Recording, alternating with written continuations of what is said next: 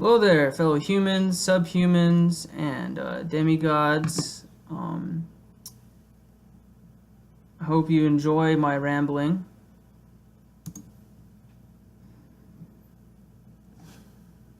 There is no difference between free will and determinism.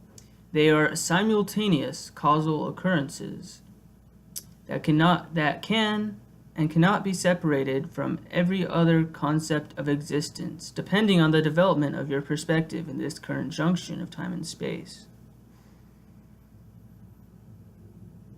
That isn't the question, actually. The question is, what can I do to serve God, the tendency field, today? Thus act before thinking, and think before asking. God is expansion, and Satan is self-contraction. Two words are used for the yin pole, for that pole is of polarization.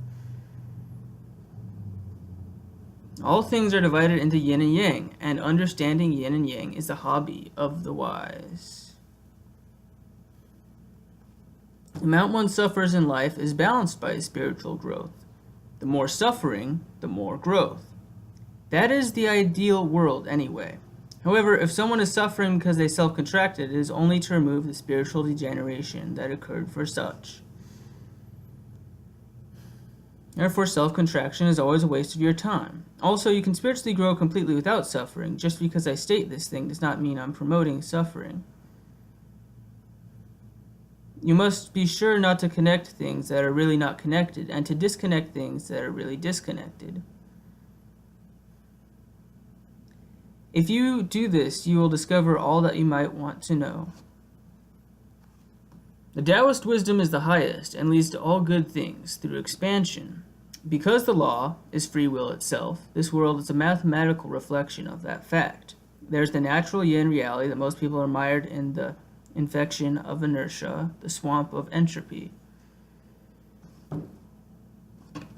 All things seek to increase themselves, as should be obvious by now. This is called thought survival. Therefore, most of the masses seem ignorant and can't transcend their extremely superficial anger. When you put superficiality and anger together, you get a perfect excuse for fate to deal you a shit hand.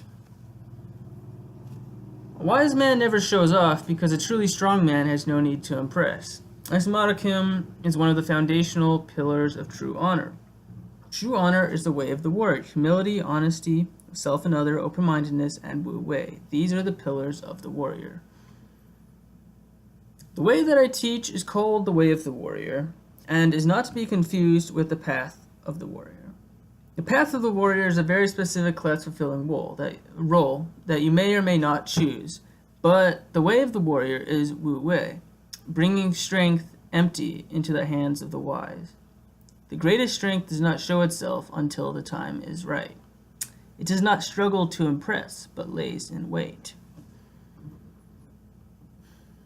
The true mark of the adult is when one realizes the principle of training. That's what it means to become an adult, to realize that by the force of your will alone, you can physically increase the existence of certain aspects of your life on a semi-permanent basis.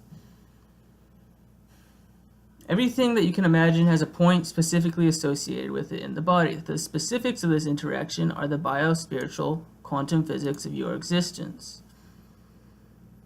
There are few people I hate more than literalists. In their attempt to control everything, they've fallen under the assumption, more like a curse, that everything can and should be taken literally. Of course, this theory could not happen in a perfect world, or this theoretically could not happen in a perfect world, but this world is far from perfect. Of course, I'm not telling people not to be something, but only that I prefer they contemplate an alternative, more expanded course of wisdom. You can't look at the sheer waste, the sheer amount of knowledge that is wasted through pure miscommunication, and not see that something better must be done. You cannot look at the pure pain with no gain, and not see that something must be done. We must act. Action is the word of God. Self-contraction is the bane of our existence and world. It is the cause of all evil. The fight against self-contraction is the way of the warrior. Do not get mixed up with differentiations between self and other at the beginning. This will come naturally. Fight dishonesty in self and other, as dishonesty is a constant choice that is always given to all. In the end, there is only desperation and our will. That is the spiritual life.